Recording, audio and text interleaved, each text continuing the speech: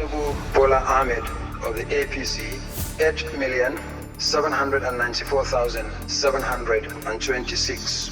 Tinubu Bola Ahmed of the APC is hereby declared the winner and is returned elected. Thank you.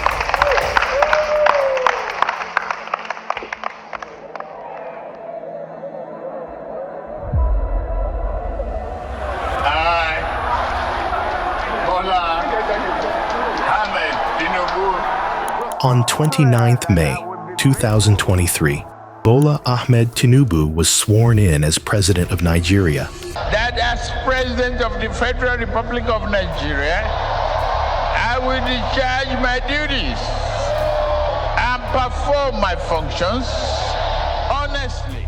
A victory that is shrouded with controversies. The APC genuinely won the elections, but because INEC failed in its duty. The evidence was President Tinubu's Chicago State University certificate. They relied solely on INEC non-transmission of election results. The Supreme Court rebuked INEC. He leads the biggest country in Africa and has even bigger goals, like making the economy worth $1 trillion by 2030. People call him the ultimate godfather of Nigerian politics. Bola is well known for being a political strategist and power broker whose influence spans generations. He is known to be a genius at politics, building big and reliable alliances and helping others win elections. But here is an important point to note. Just 2 decades ago, Tinubu was mostly a regional operator from Lagos and was seen as an outsider in the halls of national power in Nigeria. I want you to note this very point, as it will become very important later in understanding the rise of this Nigerian president. How did this man, a former finance executive and a politician operating outside of Nigeria, grow his power so much that he became the president of the whole country, mastering a massive political machine and beating his political opponents mercilessly?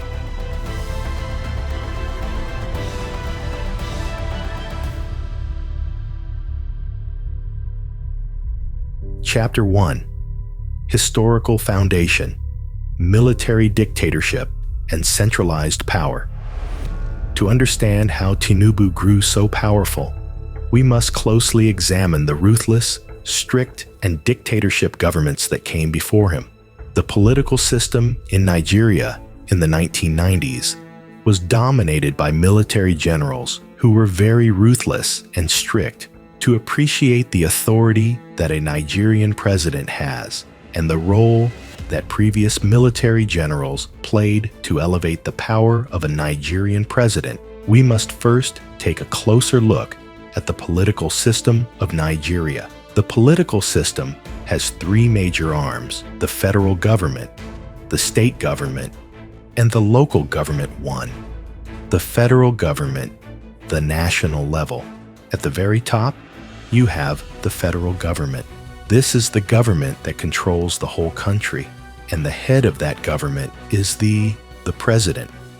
The president is like the CEO of Nigeria.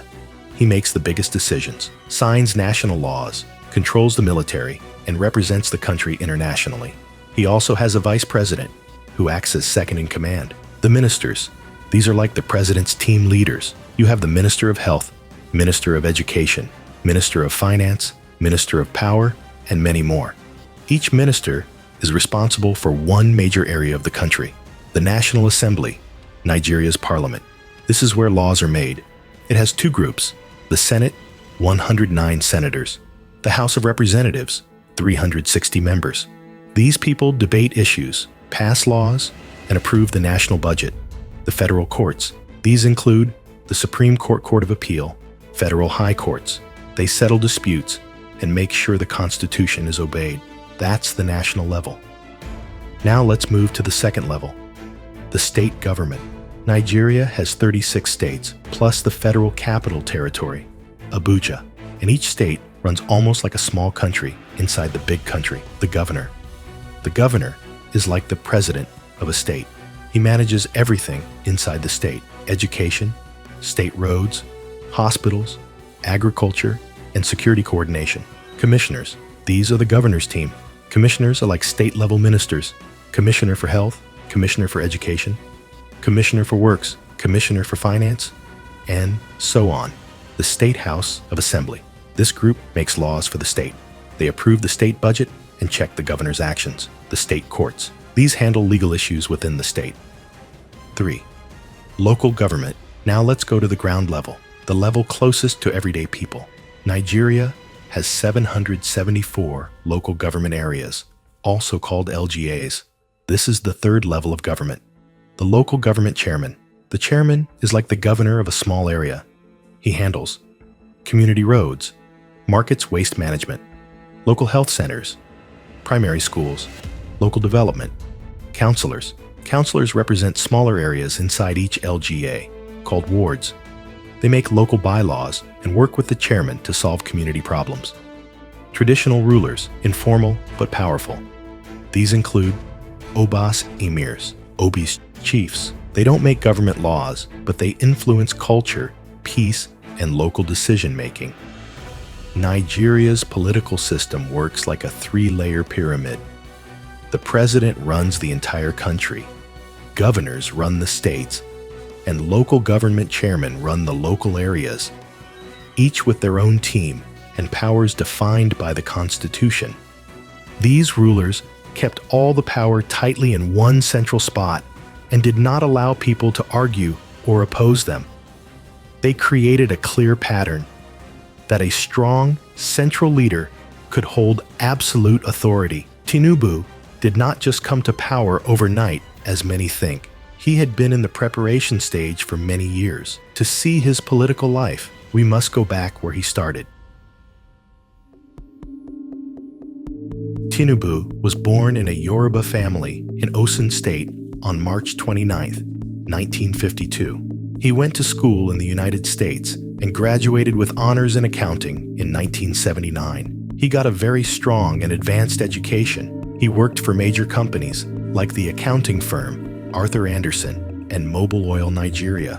In 1992, he formally started his political life by joining the Social Democratic Party, SDP, and was elected as a senator for Lagos West. He quickly became a vocal advocate for democracy and spoke out against the harsh military rule. He stepped into a political system where, even with formal rules, the real decisions were made by powerful informal networks and regional machines. Let me explain what it was like during this time, and you will see why Tinubu was exiled. The harsh military rule that Bola Ahmed Tinubu spoke out against was a time when Nigeria was governed by military generals who held very strict and centralized power. This period was characterized by a government that crushed or suppressed opposition, meaning people could not speak out against the powerful leaders without facing serious consequences. Here is a picture of what it was really like. Nigeria was a country where the boss, that's the head of state, makes all the rules and no one gets to vote or argue about them. Military generals took over the government, a time referred to as military dictatorship. They would cancel elections that the people had voted in, which is what happened in 1993 when a presidential election was aborted or annulled. This meant the people's wishes for civilian rule were crushed. Centralized control was also a big thing at that time. The military rulers kept all the power in one central spot. This strong, centralized authority meant that the leaders could simply tighten their grip on the country or speak out against the military. They were in danger. Because the government was authoritarian, those who fought for change, like Tinubu, faced threat, harassment, and detention. Therefore, speaking out against the military dictatorship was so dangerous that Tinubu was eventually forced to flee the country for his safety, entering what is called forced exile. In short, the harsh military rule was a time when democracy was stopped, power was concentrated by a few strict generals, and people who wanted freedom faced threats, arrests, and had to run away from home. Low point and the reaction. Let us take a deep look into what really happened that made Tinubu went to exile. Tinubu's early career was cut short when the military bosses seized power again, turning him from a national senator into a pro-democracy fighter. In 1993, Nigeria's hopes for fair civilian rule were crushed when the military government, under General Sani Abacha, annulled or canceled the presidential election. Because Tinubu strongly opposed the military regime, his defiance led to harassment, threats, and detention. He was forced to flee into exile in 1994. But while outside the country, he became a founding member and a prominent figure in the National Democratic Coalition, NADECO. NADECO was the leading group fighting for human rights and a return to civilian rule. Tinubu financed this group and even disguised himself with a turban to sneak back into Nigeria from the Benin Republic to hold meetings and organize the struggle. This low point in his political career forced him to learn a fundamental lesson. If the formal government structure fails, you must build and control the informal political machine to achieve power. His reputation was forged during this time as a principled fighter for democracy. I've spent over 4 years in exile campaigning for democracy. I've returned to the country to participate in the transition program because I believe in the credibility of the election and the transition program itself. The era of collective leadership. The contrast, building the Lagos model. When military rule finally ended, Tinubu returned and focused on building his power from the ground up in Lagos State, turning it into his personal empire. After the death of General Abacha and the return to democracy in 1999, Tinubu came back to Nigeria. He won the election to become the governor of Lagos State, serving 2 terms from 1999 to 2007. I regard the vote as sacred covenant. I swear before you and God once again that I shall respect the sanctity of this land. His time as governor transformed Lagos. His administration showed great financial skill by greatly increasing the state's own money, internally generated revenue. The revenue of Lagos State is improved. I've taken it from 600 million a month. In 1998, that was what they were making, internally generated revenue. We've computerized fully. The computer are going back to the schools too. We computerized our revenue and cleared the loophole. Today, I'm proud to tell you that it's standing at 3 billion a month. He oversaw major improvements in transportation and urban planning. He famously stood firm against the federal government, led by President Olusegun Obasanjo, who seized funds meant for local councils in Lagos. Tinubu found creative ways to fund the councils without federal money until the Supreme Court ruled in his favor. No penny from federal government, no penny from state. Here is how Tinubu emerged as the Godfather. By successfully leading Lagos and defying the powerful federal government, he cemented his position. He became known as the political godfather of Lagos, personally selecting and supporting the careers of many politicians who owed him loyalty, thereby building a powerful political dynasty for himself.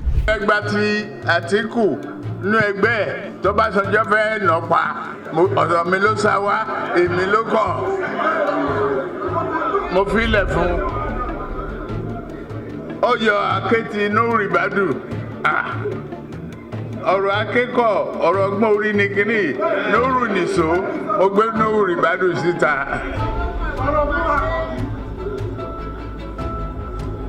Ọdún ó ti lé lọ́dún mẹ́ẹ̀ẹ́dọ́gbọ̀n sìn tí mo ti ń sìn wọ́n bọ̀. Eléyìí tó jókòó lẹ́yìn mi Dàpọ̀ ṣó wàá lè sọ pé òun lè di ìdádì gọ́fúnà tí ó bá ṣe mí. The strategic climb and seizure of power. After leaving the governor's office, Tinubu focused on becoming a national kingmaker, using his regional power to change the whole country's political map. He played a central role in bringing together opposition forces to form the All Progressives Congress, APC, in 2013. This new mega-party was designed to defeat the long-ruling People's Democratic Party, PDP. As a leader of the APC, Tinubu was crucial in ensuring Muhammadu Buhari won the presidency in the historic 2015 election. He also nominated key figures to the cabinet, including Yemi Osinbajo as vice president. Despite his essential contributions, Tinubu felt he was treated as an outsider within the APC party and faced plots to block his rise. In June 2022, frustrated by this treatment, he publicly declared that it was his turn to be president, using the famous Yoruba phrase, Emi Lokan.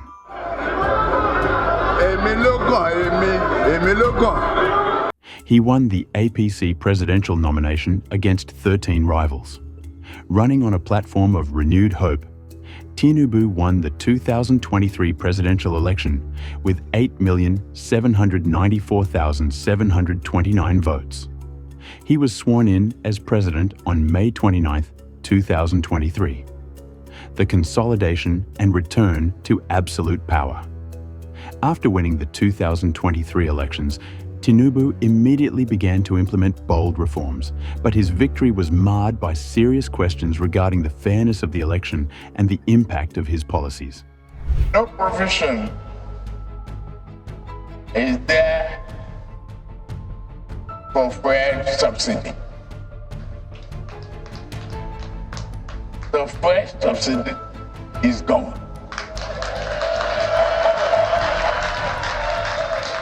Right after taking office, he enacted sweeping economic changes, including removing the fuel subsidy and unifying the Naira's exchange rate. While aimed at fixing the country's finances, these moves caused immediate, severe hardship. Fuel prices went way up, and inflation soared to over 34% by mid-2024, making basic food unaffordable for many Nigerians. His administration has been criticised for seeming authoritarian, such as banning a critical song and concentrating appointments among his trusted allies, which reminds some of past military rule. Since then, he has faced a major challenge and legitimacy criticism, such as Tinubu won with only 36.6% of the total votes cast. The election itself was heavily criticised due to irregularities, violence, and the failure of the electoral body, INEC, to meet its own promises for transparency. The runners-up and their followers, making up about 62% of the voters, question his right to govern, saying they do not accept or trust his presidency. Tinubu's ultimate legacy remains uncertain. He successfully used his powerful informal network, built over decades, to claim the highest formal authority in Nigeria. He is either seen as a tenacious visionary or a power broker whose actions and policies are causing devastation and deepening the suffering of the people. We hope you enjoyed this video. If there's anything we missed, feel free to share it in the comments, and don't forget to subscribe to the channel for more content.